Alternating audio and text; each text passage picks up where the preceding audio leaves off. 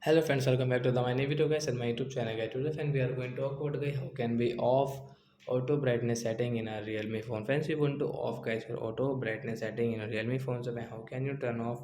Today I will show you in this video. And then how can you solve guys your auto brightness problem in your Realme phone? Today I will also tell you guys.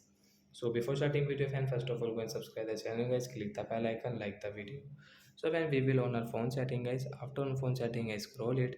Friends, you can see guys your Realme phone got display and brightness setting guys. So guys tap here and friends again scroll. Friends, you can see guys your auto brightness setting. So friends, you want to off this setting. So when you can off from here guys, right side guys, tap here, then guys you can see guys your brightness will not increase and decrease automatic guys. You can customize your brightness setting according to yourself. So like that guys, we can turn off auto brightness setting. So that's it guys, thanks for watching the video guys. We will meet on next video. Before going guys, please go and like the video, subscribe the channel. Bye bye friends, thanks for watching the video.